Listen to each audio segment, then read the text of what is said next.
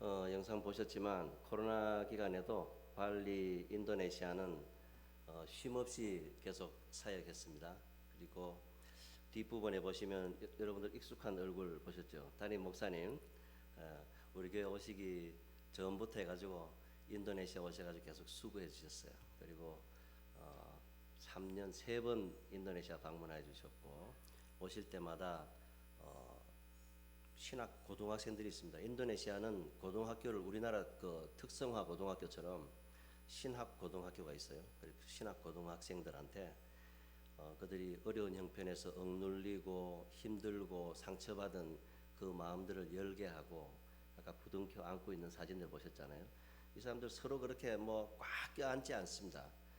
문화가 그렇기 때문에. 그래서 서로 마음을 열고 꽉 껴안기도 하고 또 저 롬복 시골 마을에 배 타고 와가지고 또 그 신학생들에게 듣도 보도 못한 수업을 해주셨어요. 그 인도네시아는 수업 과목들이 많긴 하지만은 되게 이렇게 좀 고루하고 오래된 수업들이 많습니다.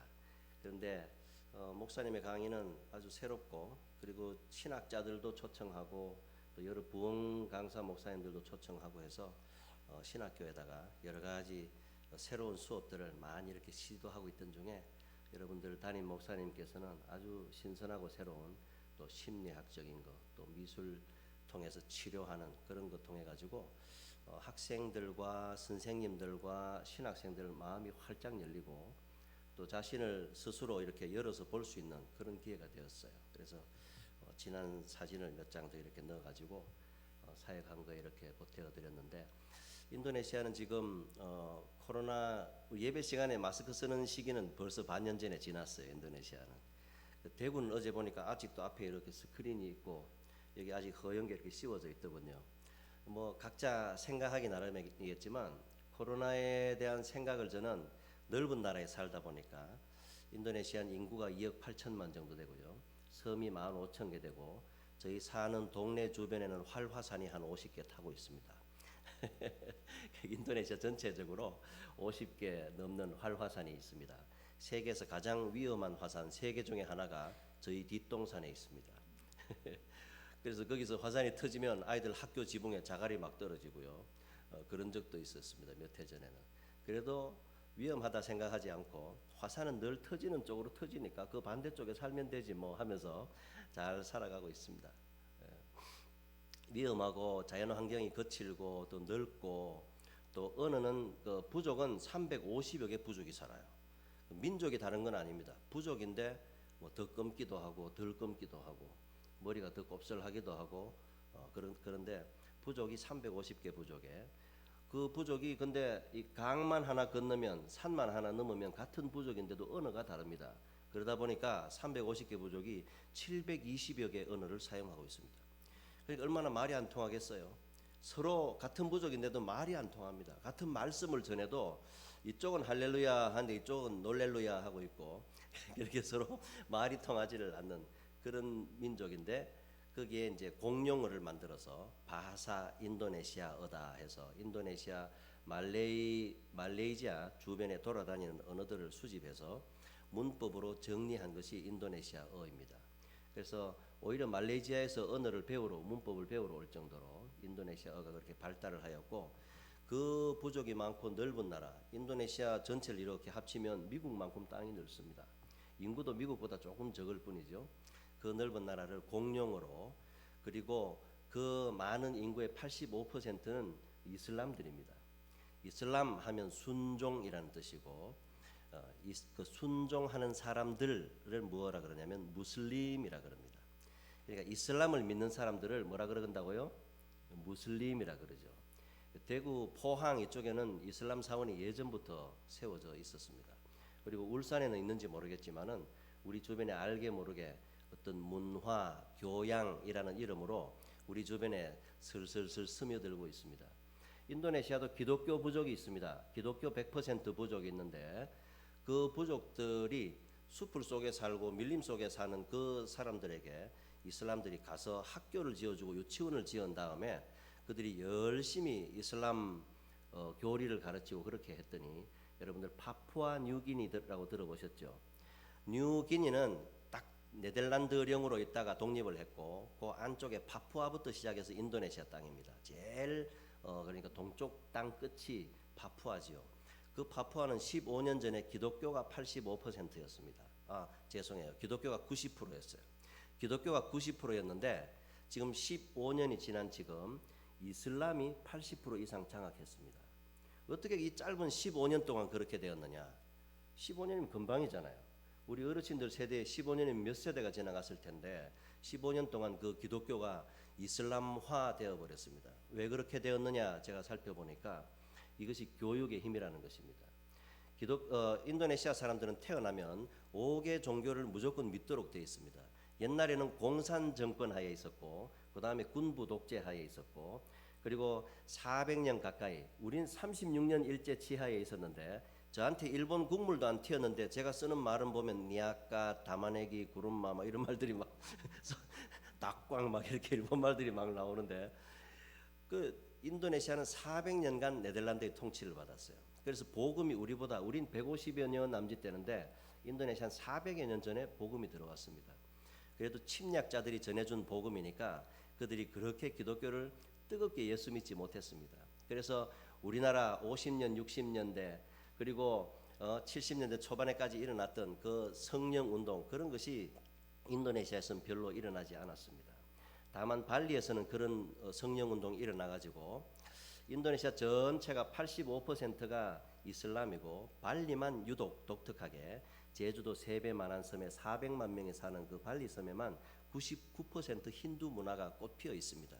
힌두는 인도에서 왔는데 인도보다 오히려 힌두를 더 잘 섬깁니다. 왜냐하면 힌두에는 카스트라고 해서 계급이 있고 계급이 있어서 낮은 천민이 높은 그 계급에 있는 사람들이 믿는 고급 신들을 섬기지를 못합니다. 그러니까 신들도 믿는데 한계가 있는데 그 힌두교가 발리로 와서는 그러니까 예전에 고조선 시대는 발리가 전체가 힌두였는데 점점 이슬람들이 서쪽에서 밀려오면서 인도네시아가 점점 이슬람화되고 그게 발리에만 지금 99% 유독 전 세계에서 유일하게 발리가 여러분들 관광지인 줄 아시죠? 들어가 보면 천만의 말씀. 이 발리는 세계에서 가장 영적으로 어두운 곳입니다. 왜냐하면 힌두가 그렇게 꽃피었다 하는 것은 굉장히 그들이 신들에 억눌려서 살아가고 있습니다. 길 가다 지갑이 하나 떨어져 있으면요 지갑을 주워 가지를 못해요. 우리 같으면 어떻게 하겠습니까? 우리 같으면 주워서 경찰서에 갖다 주죠. 근데 인도네시아 사람들은 그걸 주워 가지를 못합니다. 왜냐하면 그게 3분 지나면 그 지갑에 거기에 신이 탁 깃듭니다. 요건 힌두 교리예요. 힌두 교리. 그래서 요게 물건이 하나 딱 떨어지면 3분만 지나면 유효기간이 있어요. 3분. 그래가지고 3분이 지나면 벌써 그 지역에 있는 신이 딱 깃들기 때문에 요걸 들고 오면 집에 오면 또 이 신들을 섬겨야 됩니다. 그리고 인도네시아의 힌두, 특별히 그 전 세계의 힌두교는 기복 신앙이 아닙니다. 복을 주십시오, 이 신을 섬기고 복을 주십시오, 이 신을 섬기고 지혜를 주십시오 이런 것이 아니라 너무 많은 신을 인생이 고달플 정도로 섬기기 때문에 아이고 이제 다른 신들이 우리에게 지나가지 마라, 우리 집을 지나가고 우리 집에 들어오지 말아 주십시오 하고는 집 앞에 매일 제물을 준비해가 집 앞에다 놓고 동쪽에다 놓고 서쪽에다 놓고 뒷문 있으면 뒷문 앞에다 놓고 또 석가래 위에다 얹어 놓고 그렇게 합니다. 건축도요 집 앞에 딱 들어가면 벽이 먼저 딱 있습니다. 왜냐하면 귀신들은 직진만 할 줄 안대요. 그래가지고 앞에 딱 부닥치면 뒤로 그대로 돌아서 나간다고. 그 신상들 보면 그렇잖아요. 얼굴이 앞에도 있고 옆에도 있고 옆에 달린 얼굴은 옆만 보고 뒤에 달린 얼굴은 뒤만 보고 그러니까 사람의 마음에서부터 비롯돼 가지고 만들어낸 그 우상을 실체화해 가지고 신상을 만들어 놓고 사람의 마음 속에서부터 우러난 그런 것들을 실제로 섬기고 있다 보니까 결국은 자아에 갇혀 사는 그런 종교가 되죠. 아주 불쌍한 종교입니다. 거기에 억눌리고 1년에 3분의 1이 재래 의식입니다. 여러분들 1년에 3분의 1 하니까 별로 안 와닿지 않으시죠? 3분의 1이라 그러면 사흘에 한 번입니다. 사흘에 한 번 우리가 주일 예배처럼 뭐 주일 예배가 사흘에 한 번 하면 좋습니다만 목사님.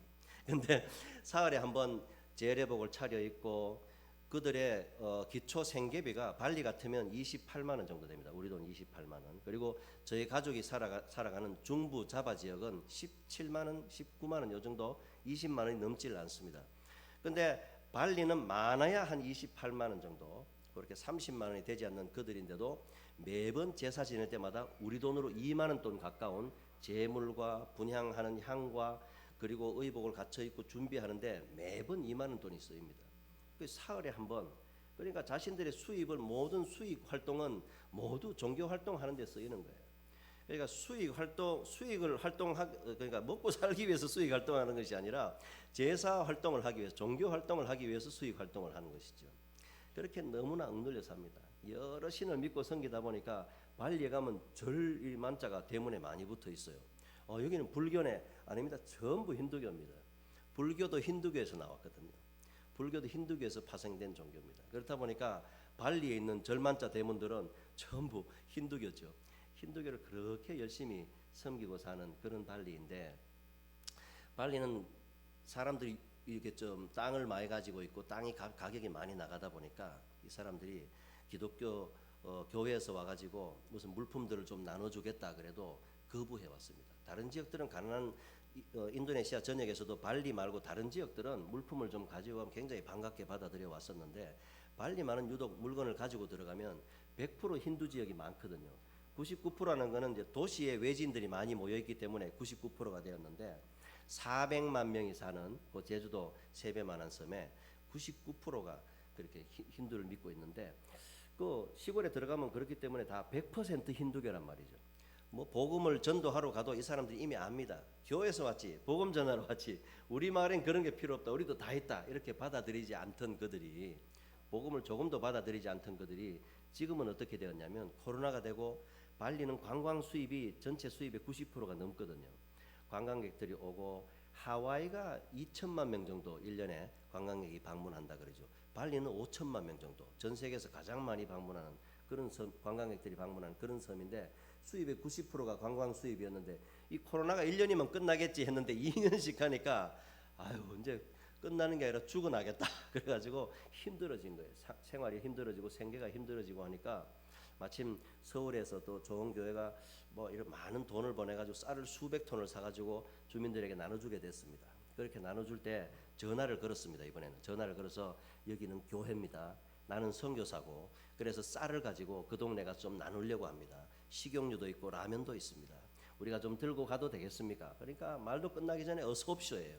예전에는 절대 못 들어온다, 뭐 때문에 들어오느냐, 이름 다 적어내라, 몇 시에서 몇 시까지 올 거냐, 뭐 전부 신분증을 복사해서 보내라, 막 이런 식이었는데, 지금은 묻지도 따지지 않고 오래요. 그냥 오래요. 가서 막 라면 나눠주고 식용유 나눠주고 그렇게 하니까 막 반가워가지고 막 부둥켜 안고, 아이고 우리를 도와줘서 고맙다, 교회가 진짜 일을 하는구나, 교회 멋있다, 막 그러면서요. 시골에 가니까 마스크도 안 써요. 한참 코로나 시즌인데. 그래가 어느 할아버지는 또 나오니까 반갑다고 저를 이렇게 와서 손을 꼭 잡고는 반갑다고, 아이고 너무 와서 반갑다 그러면서 주머니에 그 야잣잎에 쌓인 그 송편 같은 걸 이렇게 싸가지고, 내가 입맛이 없어서 밥을 못 먹고 있었는데 나하고 같이 먹자, 당신들이 오니까 너무 반갑다, 내가 지금 코로나가 걸려 있어가지고 밥을 못 먹었는데 당신을 보니까 너무 반갑다 그러고 손을 잡고 막 부둥켜 안고, 마스크도 안 쓰고 말이죠. 그래가지고 이걸 먹을 걸 가져오니까 아우 감사하다고 또 같이 나눠 먹기도 하고. 코로나 초기에 하도 사람들 만나고 돌아다녀서 그런지 코로나도 안 걸렸어요.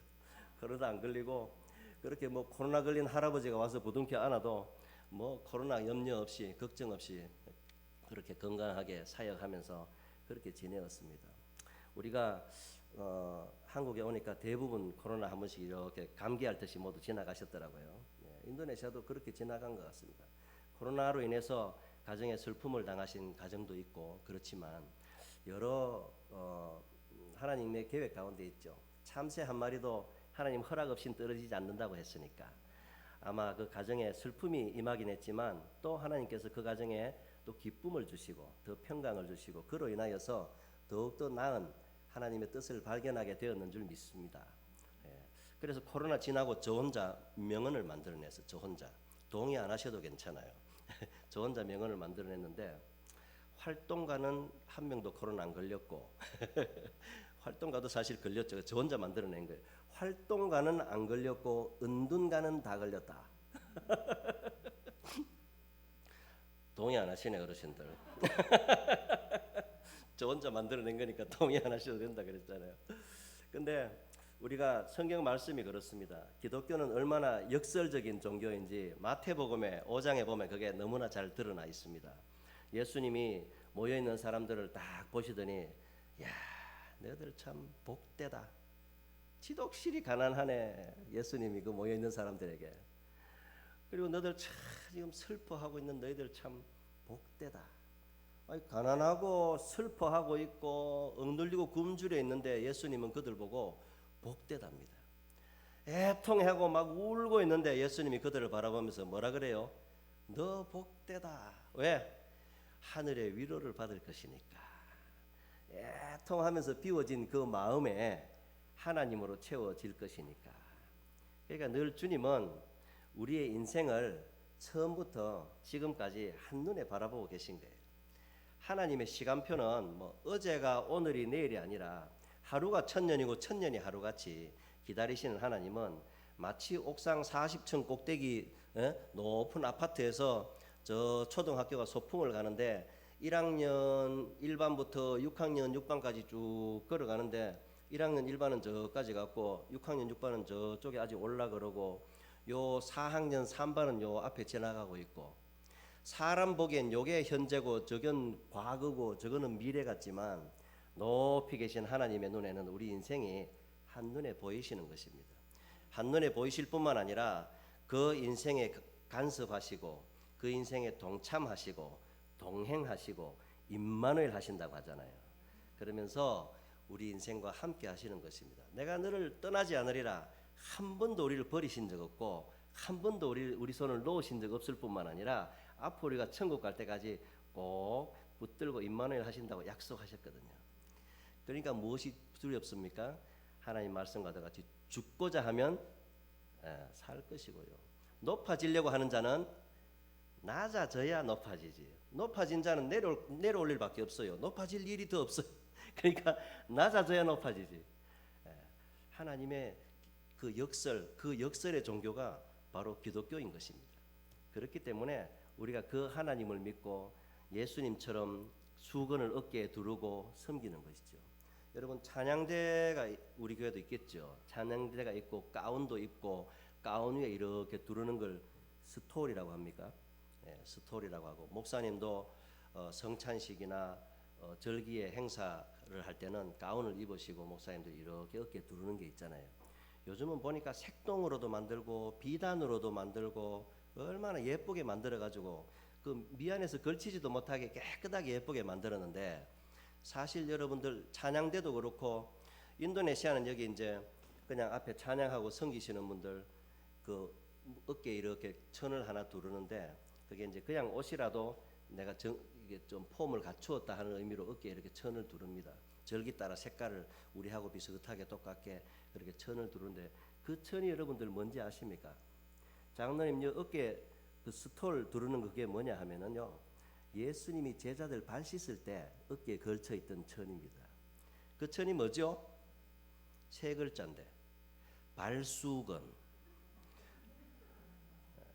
발 닦는 수건 발수건이잖아요. 경상도 말로. 발수건 여러분들 봉사하고 섬기고 일 맡은 여러분들 어깨에는 발수건이 얹혀져 있습니다. 그건 자랑거리도 아니고 오히려 뭐 우스갯거리는 되고 놀림감이 될지언정 자랑거리가 아닌 것이죠. 그래서 기름 부음 받은 종들 권사님, 장로님, 또 우리 주의 종 목사님 그리고 앞에 섬기며 임명받아서 섬기며 헌신하는 모든 헌신하는 분들 이 분들은 모두가 주님 앞에 예수님처럼 헌신하는 어깨에 발수건 두른 그런 사람들입니다. 그게 비단으로 발수건 만들 일이 없고요. 그거를 뭐 화려하게 장식할 필요도 없습니다. 왜냐하면 발 닦는 수건이니까. 성도들의 발을 닦고 예수님의 발을 닦고 성도들의 마음이 지쳐 있으면 그 성도에게 다가가서 땀을 닦아주고 마음의 어두움을 닦아주고 슬픔을 닦으며 위로하여 주는 그런 역할을 하는 것입니다. 그런 역할이 여러분들에게도 잘 하나님 맡기신 임무대로 이렇게 수행되어지기를 원합니다. 그럴 때 교회가 아름다워지고 특별히 우리 교회 이름은 은혜교회인데 은혜를 다른 말로 적으면 예수라고 적을 수 있습니다. 그러니까 이게 보통 이름이 아니에요, 여러분들. 은혜라는 게. 예. 은혜는 예수. 어떤 신학자가 그렇게 말했습니다. 우리가 더 이상 더 받을 은혜가 있는가? 우리에게 더 받을 은혜가 있는가? 이미 우리가 예수를 받았는데 예수 말고 더 받을 은혜가 있는가? 그렇기 때문에 더 받을 은혜가 있는가 그랬는데 은혜는 다른 말로 예수라고 말할 수 있습니다. 그 예수님이 우리 안에 있으면 영의 사람이라고 오늘 본문은 말씀합니다. 육신의 생각은 사망, 영의 생각은 생명과 평안.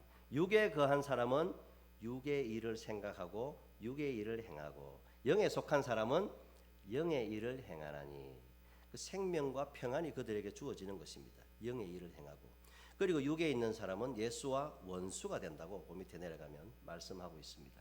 그렇기 때문에 우리가 지금까지 하나님과 원수로 살아왔지만 이제는 우리가 하나님의 일꾼으로서 하나님의 청지기로서 그리고 하나님과 동역하는 예수님의 동역자로서 그렇게 살아갈 수 있는 우리가 되어야 할 것입니다. 살고자 하면 죽습니다. 죽고자 하면 그것이 바로 하나님이 우리에게 알려주신 예수님이 우리에게 알려주신 그런 내용입니다. 코로나를 통해서 여러분들 많이 고통과 고난을 겪으시고 또 사업체의 어려움을 겪으시고 우리 또 가정에 여러 가지 힘든 일들이 생기고 그랬지만 이것이 우리에게는 얼마나 약이 되었을 것입니다. 이 2년 넘는 코로나 기간이 우리에게는 결코 물러남의 시간이 되지는 않았습니다. 반드시 우리의 심령이 신앙이 또 우리 가정의 모습들이 나아졌을 것입니다. 아이고 우린 더 힘들어졌는데요. 아니에요. 자세히 살펴보세요. 우리가 잃을 건 잃었다고 생각하지만 결코 잃은 것이 아닙니다. 야곱을 보십시오. 창세기 야곱을 보시면 그걸 잘 알고 있어요. 야곱은 이름 자체가 뒤꿈치를 잡은 사람이에요. 그 뒤꿈치를 잡은 것뿐만 아니라 온 세상의 것을 다 움켜잡으려고 노력했지만 결국 그 손에 있는 베냐민마저도 요셉 이야기를 우리가 잘 아시잖아요. 그러죠? 하나님 요셉에게 지혜를 주셔가지고 베냐민마저도 그 손에서 놓고 그가 가진 마지막이라고 생각하는 것조차 그 손에서 놓았을 때 그가 애굽에 가니까 뭐가 있습니까? 아이고 내가 잃었다고 생각한 것이 모두 여기에 있었구나. 잃었다고 생각하니까 그리고 잡았다고 생각할 때 모든 것이 손에서 빠져나갔었는데 이제 손을 놓고 주님만 바라보니까 주님이 이미 다 모아놓으셨던 것이죠. 우리 인생이 그와 같은 줄 믿습니다. 어느 연세 많으신 목사님이 그러시더라고요. 요즘 담화도 하고 유튜브에 이렇게 유명하게 좀 알려주신 박영선 목사님이라고 있습니다. 그 서울에 가면 그 램프 교회자 남포교회 남포에서 램프에서 남포가 나왔다면서요. 그 남포교회 은퇴하신 목사님인데 그 젊은 시절에는 아주 독설가였습니다. 독설가라서 그분이 설교하면 성도들이 너무나 막 가슴에 침을 맞아서 창을 맞아서 돌아가고 그랬는데 나중에 보니까 그분이 지금 팔순 돼가지고 이야기하니까 이 모든 게 과정이고 단계고 성장이고 이 모든 걸 거친 후에 하나님께서 우리를 사람 되게 하시려고 사람 구실하게 하시려고 그러신 것 같습니다. 80이 돼 보면 다 합니다. 이러시더라고. 80이 돼 보면 다 안 돼요. 그러니까 우리는 아직도 우리에게 남은 경험해야 될 것이 더 있는 것입니다. 하나님께서 우리에게 허락하셔서 또 어려움이 닥칠 수 있을 것입니다. 그렇지만 이제는 우리 믿음이 한 단계 성장했을 것입니다. 그래서 예전에는 여기 걸려서 넘어졌겠지만 예전에는 이것 때문에 마음 상했겠지만 예전에는 이런 말 하는 거 듣고 막 귀가 아프고 마음이 아프고 막 살기 싫었을 수도 있었겠지만 이제는 그런 소리 정도야 뭐 이런 어려움 정도야 뛰어넘을 수 있는 것이죠. 그리고 이런 힘든 일 정도야 옆에 성도님들이 있잖아요. 그죠? 동지들이 우리 신앙의 동지들이 있으니까 손잡고 넘어가는 거죠. 또 주의종 좋은 주의종 보내주셔서 우리와 함께하게 하니까 기도하면서 넘어가게 하는 것이죠. 이것이 하나님의 계획입니다. 하나님의 계획은 우리를 힘들게 하고 우리를 괴롭게 하려는 것이 아니라 하나님의 선하신 계획은 우리가 믿음에 서는 걸 보면서 자녀들이 그 믿음을 배우고 본받아서 그들의 신앙이 하나님의 뜻 가운데 자라고 성장하여서 그들로 통하여서 약속의 땅에 가나안 땅에 들어가면은 참 신앙생활을 이기면서 해내도록 하는 그런 모습을 보시려고 하나님의 모든 구원의 여정 속에 우리가 오늘도 걸어가고 있는 것입니다. 함께 걸어가게 하셨어요. 은혜의 교회 성도들로 함께 걸어가게 하셨습니다. 누구 한 명도 나고 하면 안 됩니다. 함께 걸어가게 하셨어요. 그렇지만 여러분들 모세와도 같이, 모세도 위대한 지도자였잖아요. 그렇지만 모세와도 같이 여러분들 그 광야길에서 다 죽고 싶습니까? 잘 들으셔야 됩니다. 오해하시면 안 돼요. 광야길에서 다 죽고 싶으십니까? 아니면은 약속의 땅에 들어가는 세대가 되시고 싶으십니까? 질문이 어렵습니까? 광야길에서 다 죽는 세대가 되고 말 겁니까? 아니면 약속의 땅에 들어가서 믿음 생활을 누리기를 원하십니까? 그러면 성경을 많이 읽으신 여러분들, 광야 생활이 쉬웠습니까? 가나안 땅 생활이 쉬웠습니까? 광야 생활이 쉬웠어요. 광야 생활은 행군만 하면 하나님이 고기도 주고 쌀과자도 주고 만나, 그들이 매일매일 하나님이 주시는 만나를 먹으면서 만나 뜻이 뭐죠? 맞습니다. 할렐루야. 100% 맞추셨습니다. 이기 먹고 매일 만나를 먹으면서 이기 먹고 꿀까베기 그걸 먹으면서도 이기 먹고, 하나님 말씀을 매일매일, 하늘의 음식입니다. 그분들만 잡숴봤어. 우리 맛도 못 봤어요. 천국에 가면 먹겠지만, 천국에 가면 그게 팝콘이라며. 근데 천국에 가면 팝콘처럼 우리가 먹겠지만 우리 맛도 못 본 걸 그분들은 매일 잡수면서 이게 먹고, 하나님 말씀을 우리가 매일 듣고 매일 읽고 매일 묵상하면서도 오늘 로마서 말씀 읽었는데 이게 먹고, 창세기 말씀 읽고도 이게 먹고, 우리 신앙생활이 만나 같은 생활을 하고 있었어요. 경상도 사람들은 이렇게 말씀드리면 옆에 사람에게 만나. 우리 은혜 교인들은 이쪽은 잘 통하시는 것 같습니다. 그러니까 여러분, 우리 신앙생활이 야곱과 같은 그런 나의 인생이 130년이 정말 말도 못할 고통과 고난의 시간이었습니다. 이런 고백을 하시고 싶습니까? 좀 전에 제가 질문했죠. 광야 생활은 너무 쉬웠어요.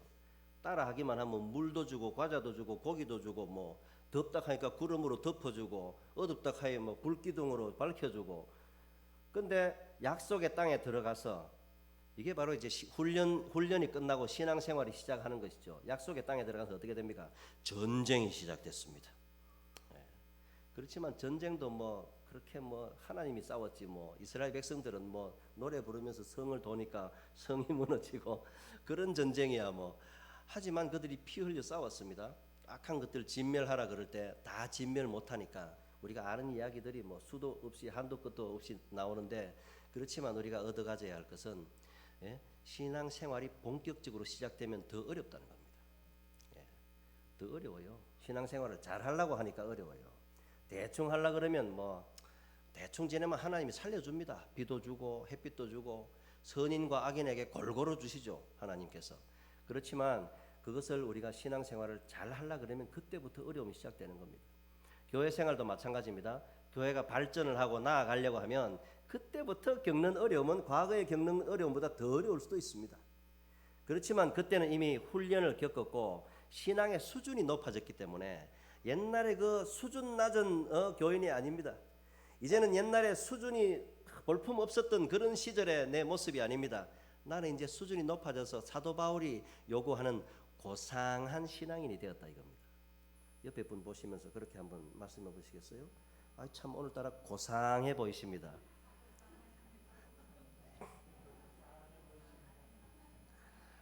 그렇죠. 창세기 후반에 보면 요셉의 이야기 밑으로 하나 흘러가는 이야기가 쭉 창세기 끝까지 흘러나온 이야기가 누구의 이야기냐면 유다의 이야기가 있습니다. 유다는 누구죠? 야곱의 몇 번째 아들이죠? 네 번째 아들입니다. 네 번째 아들인데 어떻게 하다 보니까 유다가 장자의 권리를 얻습니다. 그 유다가 아버지가 요셉 때문에 너무 힘들어하는 모습 보고 집을 나갔거든요. 집을 나가서 아둘람이라는 동네 히라라는 사람에게로 내려가서 그 동네에 있는 그 이방 여인과 결혼을 하고 자식을 셋 낳지 않습니까? 그 뭐 첫째, 둘째는 하나님이 보시기에 악해가지고 죽이고, 셋째한테 이제 첫째 아들의 그 아내 형수를 주도록 이렇게, 그래야 이제 이 가문이 유지되는 그 이스라엘의 법도에 따라서 셋째를 줘야 되는데, 이 며느리를 내가 잘못 봐가지고 셋째마저 죽을 것 같아, 이런 생각을 했는지 유다가 주지 않고 이게 나이가 넘기도록 있으니까 이 며느리가 꾀를 내 가지고 이 시아버지가 먼 곳에 왔을 때에 그 동네에는 이렇게 몸을 파는 여인이 없었는데 꼭 그 여인처럼 가장을 해서 시아버지와 시아버지에게서 이렇게 임신을 하게 됩니다. 아기를 가지게 되죠. 예수 안 믿는 사람들이 성경을 읽으면 이 성경을 읽다가 책을 탁 덮고는 기독교 이거 콩가루 뭐 이런 식으로 이야기를 하기도 하는데 그 사람들은 이제 기독교를 모르니까 그렇죠. 그게 하나님의 은혜라는 겁니다.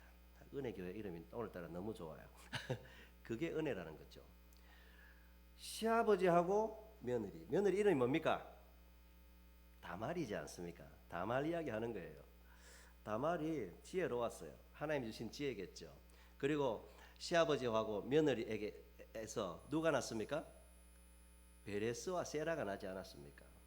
그리고 집으로 돌아와서 아버지를 다시 모시고 그 흉년에 곡식 구하러 애굽에 왔다 갔다 하면서 베냐민까지 이렇게 볼모로 잡히게 되니까 아이고 내 아버지가 죽습니다. 아버지 생각도 안 하던 놈이 언제 효자가 돼가지고 벌써 이 사춘기 아들이 아니에요. 지금은 아버지에게 효도하는 아들이 돼 있는 거야.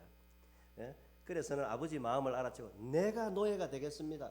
그게 쉬운 말이 아닙니다, 여러분. 노예가 어떤 그겁니까? 종이 되고 심부름하면 심부름하고 죽으라면 죽고 그게 종이거든요. 애굽에 가서 종이 되겠다.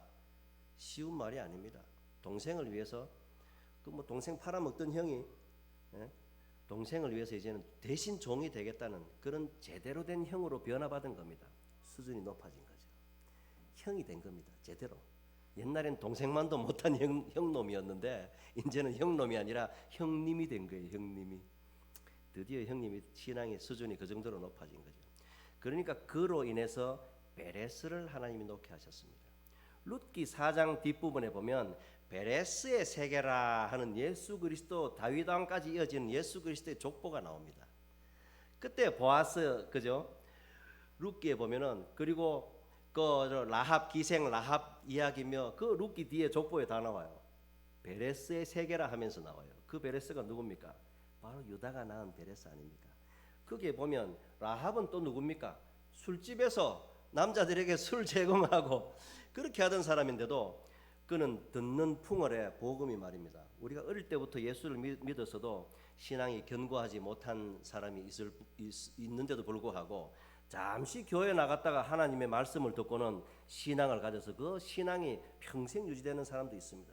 변함이 없고 휘지 않는 그런 신앙을 가지는 분들도 있습니다. 그러니까 이 라합이라는 기생은 많은 사람들 남자들 하도 보다 보니까 이거 가짜만 보다 보니까 어느 날 007이 탁 나타나니까 한눈에 딱 알아보잖아요. 살몬이 탁 나타나니까 살몬이 연어가 아니에요, 여러분. 007이에요. 안 웃으시는데 딱 첩보 요원이요. 뽑고 뽑은 요원이 007 아닙니까? 이스라엘의 첩보 요원을 탁 그 여리고성에 보내니까 그 첩보 요원을 라합이 한눈에 탁 알아보고 말이죠. 그래 하나님의 역사는 어디로 흘러가느냐? 삐까 번쩍으로 흘러가는 거 아닙니다. 왕궁으로 멋진 곳으로 흘러가는 것이 아니라 낮고 천하고 볼품없고 세상 사람들이 인정하지 않지만 내가 뭐 하겠어? 내가 뭐 하나님의 영광을 하나님이 나 같은 걸 쓰시겠어? 그 사람을 쓰시더라고요. 성경에 보니까. 뭐 큰 교회들 많은데 울산에도 뭐 큰 교회들이 얼마나 많은데 우리 교회를 쓰시겠어? 아니에요, 여러분. 큰 교회가 큰 선교하는 거 아니더라고요. 선교지에 있어 보니까. 선교는요. 교회는 대부분 착각하고 계신데 우리가 예배드리는 예배당은 예배당입니다. 예배의 처소지요. 교회는 어디냐면 여기에 있습니다. 하나님이 교회를 여기에 두셨습니다. 그래서 각 교회 사이즈가 뭐 많이 모이는 수가 사이즈가 아니라 이 사람이 얼마나 하나님으로 영의 것으로 채워서 영의 사람이 되어서 하나님과 동행하는 그런 친구가 되어 있는지 그 모습이 바로 그 교회의 모습이자 그 교회의 크기인 것이죠. 그런 사람들이 모여 있는 교회는 수가 2명, 3명이라도 2,300명이 부럽지 2,300명이 부럽지 않은 거예요. 그것이 교회입니다. 사람으로 하여금 성도로 하여금 교회되게 하시려고 하나님이 그 역사 속에 우리를 내려놓으신 겁니다. 신약과 성경 사이에 보면 마태복음하고 구약하고 성경 사이에 보면 뭐가 들었냐면 신약 목록 한 페이지가 들어있어요.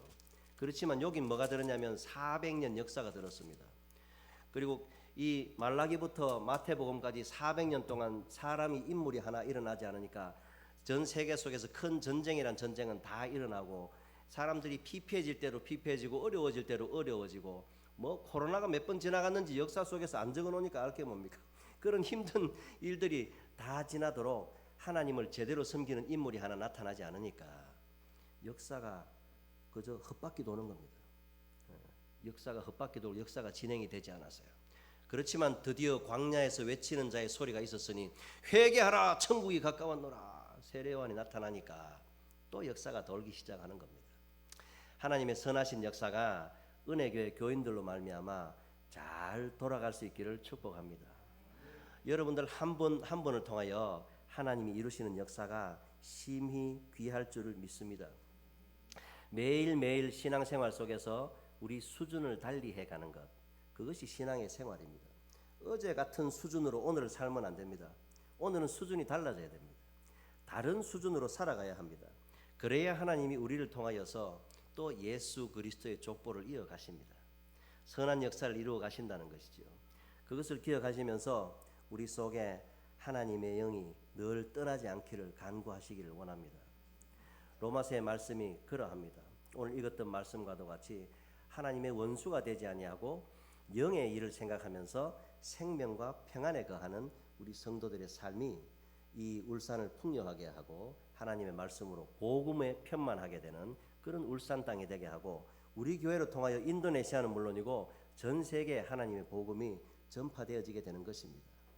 그런 은혜의 역사가 우리 교회를 통하여서 하나님께서 크게 이루실 줄 믿습니다. 기도하시겠습니다.